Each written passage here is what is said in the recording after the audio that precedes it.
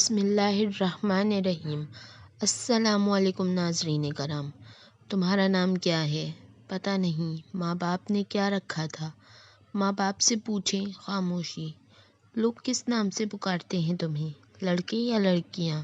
لڑکے بہت سارے نام لیتے ہیں، زیادہ کون سا نام پکارتے ہیں؟ ڈیئر ڈیول، خاموش۔ اور لڑکیاں وہ بھی بہت سے نام لیتی ہیں، زیادہ تر کس نام سے پکارتی ہیں؟ یہ میں نہیں بتا سکتا، اٹس ٹو پرسنل، یہ بالکل ذاتی ہے۔ گہری خاموشی، طویل سانس، پھر خاموشی۔ میں آپ کو ایک مشورہ دوں کیا؟ آپ میرے بارے میں وہ جاننے کی کوشش کیوں نہیں کرتے جو نہ آپ پہلے جانتے ہیں نہ میں؟ آپ کے دائیں طرف ٹیبل پر جو سفید فائل پڑی ہے، اس میں میرے سارے پرٹیکولرز موجود ہیں، پھر آپ وقت ضائع کیوں کر رہے ہیں؟ سائیکو اینالسٹ نے اپنے پاس موجود ٹیبل لیمپ کی روشنی میں سامنے کاؤچ پر دراز اس نوجوان کو دیکھا جو اپنے پیر مسلسل ہلا رہا تھا۔ اس کے چہرے پر گہرا اطمینان تھا اور یوں لگ رہا تھا جیسے وہ سائیکو اینالسٹ کے ساتھ ہونے والی اس ساری گفتگو کو بیکار سمجھ رہا تھا۔ کمرے میں موجود ٹھنڈک، خاموشی اور نیم تاریکی نے اس کے اعصاب کو بالکل متاثر نہیں کیا تھا۔ وہ بات کرتے ہوئے وقتاً فوقتاً کمرے میں چاروں طرف نظریں دوڑا رہا تھا۔ سائیکو اینالسٹ کے لیے سامنے لیٹا ہوا نوجوان ایک عجیب کیس تھا۔ وہ فوٹوگرافک میموری کا مالک تھا، اس کا آئی کیو لیول 150 کی رینج میں تھا۔ وہ through out standing academic record رکھتا تھا۔ وہ گولف میں پریزیڈنٹس گولڈ میڈل 3 بار جیت چکا تھا اور وہ تیسری بار خودکشی کی ناکام کوشش کرنے کے بعد اس کے پاس آیا تھا۔ اس کے والدین ہی اسے اس کے پاس لے کر آئے تھے اور وہ بے حد پریشان تھے۔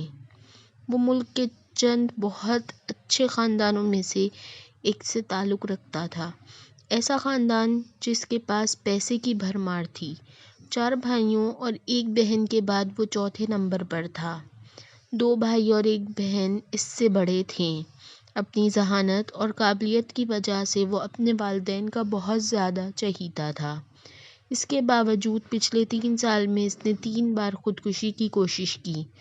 پہلی دفعہ اس نے سڑک پر بائک چلاتے ہوئے ون وے کی خلاف ورزی کی اور بائک سے ہاتھ اٹھا لیے۔ اس کے پیچھے آنے والے ٹریفک کانسٹیبل نے ایسا کرتے ہوئے اسے دیکھ لیا تھا۔ خوش قسمتی سے گاڑی سے ٹکرانے کے بعد وہ ہوا میں اچھل کر ایک دوسری گاڑی کی چھت پر گرا اور پھر زمین پر گرا۔ اس کی کچھ پسلیاں، ایک بازو اور ایک ٹانگ میں فریکچرز ہوئے۔ تب اس کے والدین کانسٹیبل کے اصرار کے باوجود اسے ایک حادثہ ہی سمجھے، کیونکہ اس نے اپنے ماں باپ سے یہی کہا تھا کہ وہ غلطی سے ون وے سے ہٹ گیا تھا۔ دوسری بار پورے 1 سال کے بعد اس نے لاہور میں خود کو باندھ کر پانی میں ڈوبنے کی کوشش کی۔ ایک بار پھر اسے بچا لیا گیا۔ پل پر کھڑے لوگوں نے اسے اس رسی سمیت باہر کھینچ لیا تھا جس کے ساتھ باندھ کر اس نے خود کو نیچے گرایا تھا۔ اس بار اس بات کی گواہی دینے والوں کی تعداد اور زیادہ تھی کہ اس نے خود اپنے آپ کو پانی میں گرایا تھا، مگر اس کے ماں باپ کو ایک بار پھر یقین نہیں آیا۔ سالار کا بیان تھا کہ کچھ لڑکوں نے اس کی گاڑی کو پل کے پاس روکا اور پھر اسے باندھ کر پانی میں پھینک دیا۔ جس طرح وہ بندھا ہوا تھا اس سے یوں ہی لگتا تھا کہ اسے واقعی باندھ کر گرایا گیا تھا۔ پولیس اگلے کئی ہفتے اس کے بتائے گئے حلیے کے لڑکوں کو پورے شہر میں تلاش کرتی رہی۔ سکندر عثمان نے خاص طور پر ایک گارڈ اس کے لیے تعینات کر دیا جو 24 گھنٹے اس کے ساتھ رہتا، مگر تیسری بار وہ اپنے ماں باپ کی آنکھوں میں دھول نہیں جھونک سکا۔ خواب آور گولیوں کی ایک بڑی تعداد کو پیس کر اس نے کھا لیا تھا۔ گولیوں کی تعداد اتنی زیادہ تھی کہ معدہ واش کرنے کے باوجود اگلے کئی دن وہ بیمار رہا تھا۔ اس بار کسی کو بھی کوئی غلط فہمی نہیں ہوئی۔ اس نے خانسامہ کے سامنے ان گولیوں کے پاؤڈر کو دودھ میں ڈال کر پیا تھا۔ سکندر عثمان اور طیبہ سکندر شاکڈ رہ گئے تھے۔ پچھلے دونوں واقعات بھی انہیں پوری طرح یاد آ گئے تھے اور وہ پچھتانے لگے تھے کہ انہوں نے پہلے اس کی بات پر اعتبار کیوں کیا۔ پورا گھر اس کی وجہ سے پریشان ہو گیا تھا۔ اس کے بارے میں اسکول، کالونی اور خاندان ہر جگہ خبریں پھیل رہی تھیں۔ وہ اس بات سے انکار نہیں کر سکا کہ اس نے خودکشی کی کوشش کی تھی، مگر وہ یہ بتانے پر تیار نہیں تھا کہ اس نے ایسا کیوں کیا تھا۔ بھائی، بہن، ماں یا باپ، اس نے کسی کے سوال کا کوئی جواب نہیں دیا۔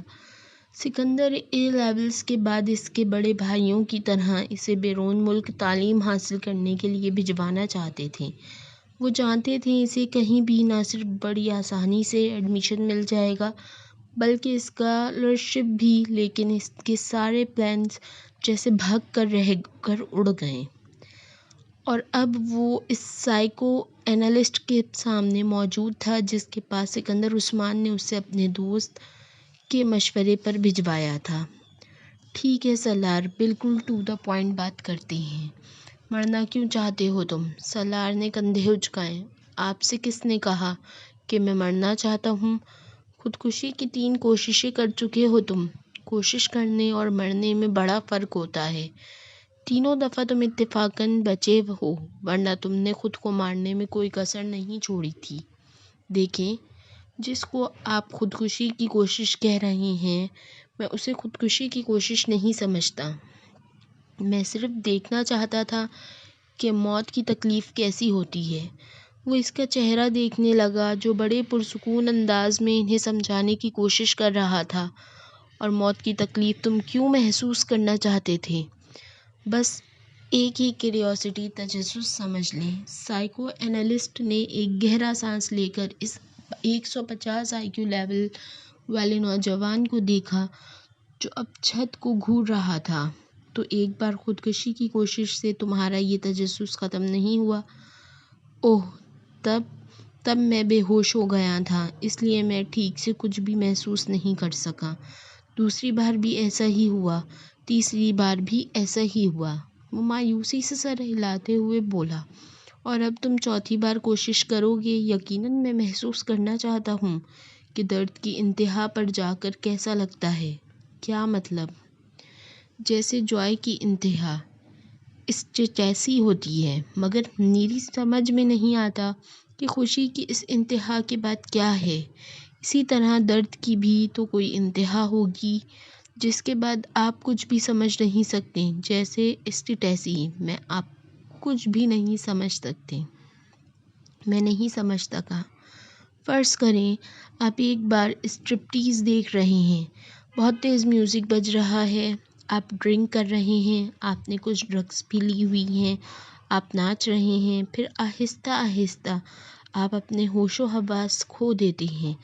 آپ ایکسٹیسی سرور میں ہیں، کہاں ہیں، کیوں ہیں، کیا کر رہے ہیں، آپ کو کچھ بھی سمجھ نہیں آ رہا، پتہ نہیں ہے کچھ بھی، لیکن آپ کو یہ ضرور پتہ ہوتا ہے کہ آپ جو کچھ بھی کر رہے ہیں وہ آپ کو اچھا لگ رہا ہے۔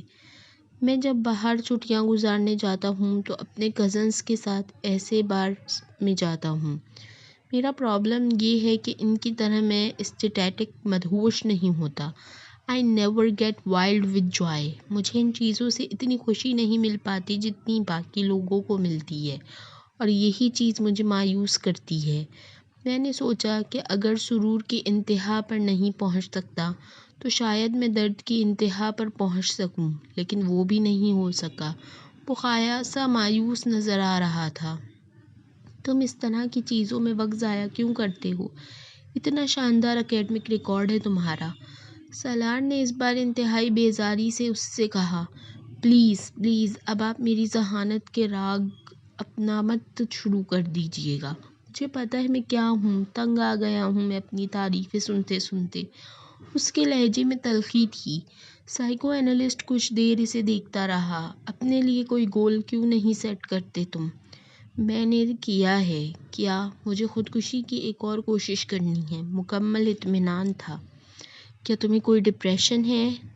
Not at all. تو پھر مرنا کیوں چاہتے ہو؟ ایک گہرا سانس۔ کیا آپ کو ایک بار پھر سے بتانا پڑے گا کہ میں مرنا نہیں چاہتا، میں کچھ اور کرنے کی کوشش کر رہا ہوں؟ وہ اکتایا۔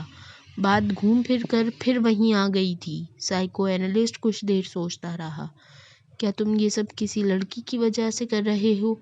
سالار نے گردن موڑ کر حیرانی سے اسے دیکھا۔ لڑکی کی وجہ سے؟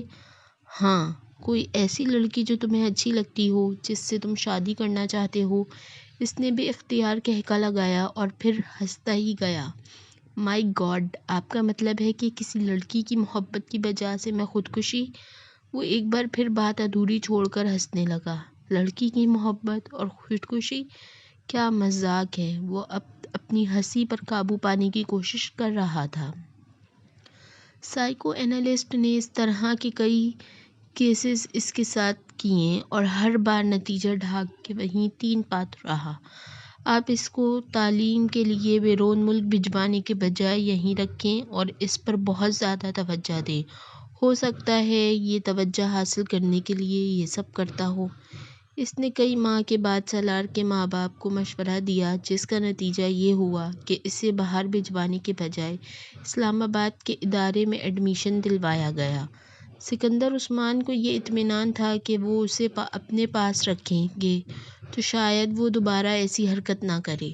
سالار نے ان کے اس فیصلے پر کسی رد عمل کا اظہار نہیں کیا، بالکل اسی طرح جس طرح اس نے ان کے اس فیصلے پر کسی خوشی کا اظہار نہیں کیا تھا کہ اسے بیرون ملک تعلیم کے لیے بھجوایا جائے گا۔ سائیکو اینالسٹ کے ساتھ آخری سیشن کے بعد سکندر عثمان اسے گھر لے آئے اور انہوں نے طیبہ کے ساتھ مل کر اس سے ایک لمبی چوڑی میٹنگ کی۔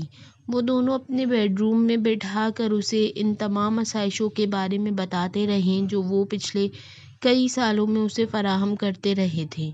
انہوں نے اسے ان توقعات کے بارے میں بھی بتایا جو وہ اس سے رکھتے تھے، اسے ان محبت بھرے جذبات سے بھی آگاہ کیا جو وہ اس کے لیے محسوس کرتے تھے۔ وہ بے تاثر چہرے کے ساتھ چنگم چباتا باپ کی بے چینی اور ماں کے آنسوؤں کو دیکھتا رہا۔ گفتگو کے آخر میں سکندر عثمان نے تقریباً تنگ آ کر اس سے کہا، تمہیں کس چیز کی کمی ہے؟ کیا ہے جو تمہارے پاس نہیں ہے یا جو تمہیں چاہیے؟ مجھے بتاؤ۔ سالار سوچ میں پڑ گیا۔ Sports car. اگلے ہی لمحے اس نے کہا، ٹھیک ہے، میں تمہیں اسپورٹس کار باہر سے منگوا دیتا ہوں، مگر دوبارہ ایسی کوئی حرکت مت کرنا جو تم نے کی ہے، اوکے؟ سالار عثمان کو کچھ اطمینان ہوا۔ سالار نے سر ہلا دیا۔ طیبہ نے ٹیشو سے اپنے آنسو صاف کیے، جس سے سکون کا سانس لیا۔ وہ کمرے سے چلا گیا تو سالار سکندر کے جانے کے بعد سکندر عثمان نے سگار سلگاتے ہوئے ان سے کہا، طیبہ، تمہیں اس پر بہت توجہ دینی پڑے گی۔ اپنی ایکٹیویٹیز کچھ کم کرو اور کوشش کرو کہ اس کے ساتھ روزانہ کچھ وقت گزار سکو۔ طیبہ نے سر ہلا دیا۔ وسیم نے امامہ کو دور سے ہی لان میں بیٹھے دیکھ لیا۔ وہ کانوں پر ہیڈ فون لگائے واک مین پر کچھ سن رہی تھی۔ وسیم دبے قدموں اس کی پشت کی جانب سے اس کے عقب میں گیا اور اس کے پاس جا کر اس نے یکدم امامہ کے کانوں سے ہیڈ فون کے تار کھینچ لیے۔ امامہ نے برق رفتاری سے واک مین کا اسٹاپ کا بٹن دبا دیا تھا۔ کیا سنا جا رہا ہے یہاں اکیلے بیٹھے؟ وسیم نے بلند آواز میں کہتے ہوئے ہیڈ فون کو اپنے کانوں میں ٹھونس لیا، مگر تب تک امامہ کیسٹ بند کر چکی تھی۔ کرسی سے اٹھ کر کھڑے ہو کر اس نے ہیڈ فون کو اپنی طرف کھینچتے ہوئے وسیم سے کہا، بدتمیزی کی بھی کوئی حد ہوتی ہے وسیم، بیہیو یور سیلف۔ اس کا چہرہ غصے سے سرخ ہو رہا تھا۔ وسیم نے ہیڈ فون کے سروں کو نہیں چھوڑا۔ امامہ کے غصے کا اس پر کوئی اثر نہیں ہوا تھا۔ میں سننا چاہتا ہوں، تم کیا سن رہی تھیں؟ اس میں بدتمیزی والی کیا بات ہے؟ کیسٹ کو آن کرو۔ امامہ نے کچھ جھنجھلاتے ہوئے ہیڈ فون کو واک مین سے الگ کر دیا۔ میں تمہارے سننے کے لیے واک مین لے کر یہاں نہیں بیٹھی، دفع ہو جاؤ یہ ہیڈ فون لے کر۔ وہ ایک بار پھر اپنی کرسی پر بیٹھ گئی۔ اس نے واک مین کو بڑی مضبوطی کے ساتھ اپنے ہاتھ میں جکڑا ہوا تھا۔ وسیم کو لگا جیسے وہ کچھ گھبرائی ہوئی ہے، مگر وہ گھبرائے گی کیوں؟ وسیم نے سوچا اور اس خیال کو ذہن سے جھٹکتے ہوئے سامنے والی کرسی پر جا کر بیٹھ گیا۔ ہیڈ فون کو اس نے میز پر رکھ دیا۔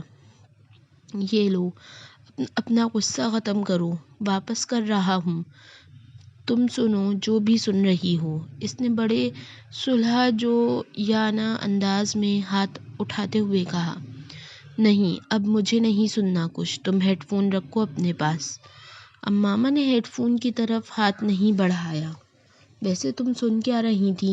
کیا سنا جا سکتا ہے؟ امامہ نے اسی کے انداز میں کہا۔ غزلیں سن رہی ہوگی، وسیم نے خیال اظہار کیا۔ تمہیں پتہ ہے وسیم، تم میں بہت ساری عادتیں بوڑھی عورتوں والی ہیں، مثلاً بال کی کھال اتارنا اور دوسری کی جاسوسی کرتے پھرنا اور شرمندہ بھی نہ ہونا، اور تمہیں پتہ ہے کہ تم آہستہ آہستہ کتنی خود غرض ہوتی جا رہی ہو، وسیم نے ترکے بترکی جواب دیتے ہوئے کہا۔ امامہ نے اس کی بات پر برا نہیں مانا۔ اچھا، تمہیں پتہ چل گیا کہ میں خود غرض ہوں؟ اس بار اس نے مسکراتے ہوئے کہا۔ حالانکہ تم جتنے بے وقوف ہو، میں یہ سوچ بھی نہیں سکتی تھی کہ یہ نتیجہ اخذ کر لو گے۔ تم اگر مجھے شرمندہ کرنے کی کوشش کر رہی ہو تو مت کرو، میں شرمندہ نہیں ہوں گا، وسیم نے ڈھٹائی کا مظاہرہ کرتے ہوئے کہا۔ پھر بھی ایسے کاموں کی کوشش تو ہر ایک پر فرض ہوتی ہے۔ آج تمہاری زبان کچھ زیادہ نہیں چل رہی؟ وسیم نے اسے غور سے دیکھتے ہوئے کہا۔ ہو سکتا ہے نہیں، ایسا ہی ہے۔ چلو اچھا ہے، وہ چپ شاہ کا روزہ تو توڑ دیا ہے تم نے جو اسلام آباد آنے پر تم رکھ لیتی ہو۔ امامہ نے غور سے وسیم کو دیکھا۔ کون سا چپ شاہ کا روزہ؟ تم جب سے لاہور گئی ہو خاصی بدل گئی ہو۔ مجھ پر اسٹڈیز کا بہت بوجھ ہوتا ہے۔ سب پر ہوتا ہے امامہ، مگر کوئی بھی اسٹڈیز کو اتنا سر پر سوار نہیں کرتا، وسیم نے اس کی بات کاٹتے ہوئے کہا۔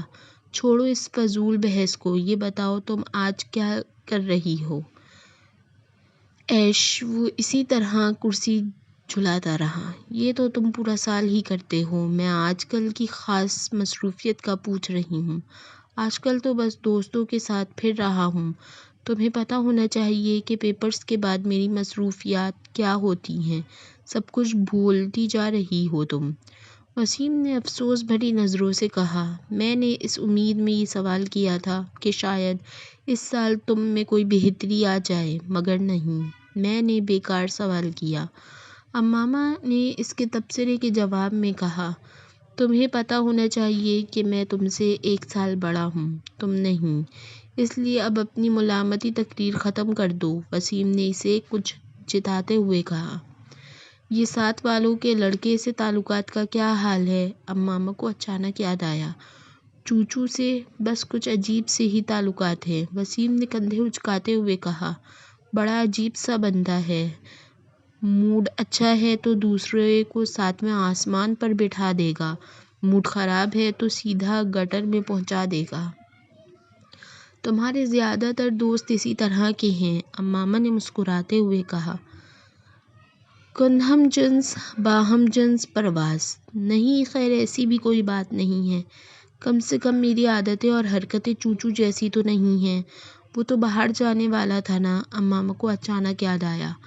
ہاں جانا تو تھا، مگر پتہ نہیں، میرا خیال ہے اس کے پیرنٹس نہیں بھجوا رہے، حلیہ بڑا عجیب سا ہوتا جا رہا ہے اس کا۔ مجھے بعض دفعہ لگتا ہے پیسوں کے کسی قبیلے سے کسی نہ کسی طرح اس کا تعلق ہوگا یا آئندہ ہو جائے گا۔ تم نے دیکھا ہے اسے؟ کل میں باہر آ رہی تھی تو دیکھا تھا، وہ بھی اسی وقت باہر نکل رہا تھا۔ کوئی لڑکی بھی تھی ساتھ۔ لڑکی؟ جینز وغیرہ پہنی ہوئی تھی اس نے، وسیم نے اچانک دلچسپی لیتے ہوئے کہا۔ ہاں، مشروم کٹ بالوں والی، فیئر سی۔ عرصہ؟ وسیم چٹکی بجاتے ہوئے مسکرایا۔ اس کی گرل فرینڈ ہے۔ پچھلی دفعہ تو تم کسی اور کا نام لے رہے تھے، امامہ نے اسے گھورا۔ پچھلی دفعہ کب؟ وسیم سوچ میں پڑ گیا۔ 7-8 ماہ پہلے شاید تم سے اس کی گرل فرینڈ کی بات ہوئی تھی۔ ہاں، تب شیبہ تھی، اب پتہ نہیں وہ کہاں ہے۔ اس بار تو گاڑی کے پچھلے شیشے پر اس نے اپنے موبائل کا نمبر بھی پینٹ کروایا ہوا تھا۔ امامہ ایک موبائل نمبر دہراتے ہوئے ہنسی۔ تمہیں یاد ہے؟ وسیم بھی ہنسا۔ میں نے زندگی میں پہلی بار اتنا بڑا موبائل نمبر کہیں لکھا دیکھا تھا، اور وہ بھی گاڑی کے شیشے پر اس کے نام کے ساتھ، یاد تو ہونا ہی تھا، امامہ پھر ہنسی۔ میں تو خود سوچ رہا ہوں اپنی گاڑی کے شیشے پر موبائل نمبر لکھوانے کا، وسیم نے بالوں میں ہاتھ پھیرتے ہوئے کہا۔ کون سے موبائل کا؟ وہ جو تم نے اپنے ابھی خریدا ہے؟ امامہ نے وسیم کا مذاق اڑایا۔ میں خرید رہا ہوں اسما، بابا سے جوتے کھانے کے لیے تیار رہنا۔ اگر تم نے موبائل کے نمبر کو گاڑی کے شیشے پر لکھوایا، سب سے پہلا فون ان کا ہی آئے گا۔ بس اس لیے ہر بار میں رک جاتا ہوں۔ وسیم نے ایک ٹھنڈی سانس بھرتے ہوئے کہا، یہ تمہارے لیے اچھا ہی ہے۔ بابا سے ہڈیاں توڑوانے سے بہتر ہے کہ بندہ اپنے جذبات پر کچھ قابو رکھے، اور تمہارے لیے خطرات ویسے بھی زیادہ ہیں۔ سمیہ کو پتہ چلا نا اگر اس قسم کی کسی موبائل فون کا، تو وسیم نے اس کی بات کاٹ دی۔ تو کیا کرے گی وہ؟ میں اس سے ڈرتا ہوں۔ میں جانتی ہوں تم اس سے ڈرتے نہیں ہو، مگر 6 بھائیوں کی اکلوتی بہن سے منگنی کرنے سے پہلے تمہیں تمام نفع نقصان پر غور کر لینا چاہیے تھا، جن کا سامنا تمہیں کسی ایسی ویسی حرکت کے بعد ہو سکتا ہے۔ امامہ نے ایک بار پھر اس کی منگیتر کا حوالہ دیتے ہوئے اس کا مذاق اڑایا۔ اب کیا کیا جا سکتا ہے؟ بس میرے مقدر میں تھا یہ سب کچھ۔ وسیم نے ایک مصنوعی آہ بھرتے ہوئے کہا، مجھے کبھی بھی موبائل فون نہیں خریدنا چاہیے، کیونکہ یہ میرے کسی کام نہیں آ سکے گا۔ کم سے کم جہاں تک گرل فرینڈ کی تلاش کا سوال ہے۔ وہ ایک بار پھر کرسی جھلانے لگا۔ دیر سے ہی صحیح، مگر بات تمہاری سمجھ میں آ ہی گئی۔ امامہ نے ہاتھ بڑھا کر میز سے ہیڈ فون اٹھاتے ہوئے کہا، ویسے تم سن کیا رہی تھیں؟ وسیم کو اسے ہیڈ فون اٹھاتے دیکھ کر پھر یاد آیا۔ ویسے ہی کچھ خاص نہیں تھا۔ امامہ نے اٹھتے ہوئے اسے جیسے ٹالا۔ اگر آپ ناظرین کرام کو ہماری ویڈیوز اچھی لگیں تو ہمارے چینل کو سبسکرائب اور ہماری ویڈیوز کو ضرور لائک کیجیے گا، تاکہ آپ کا اور ہمارا تعلق اسی طرح جڑا رہے۔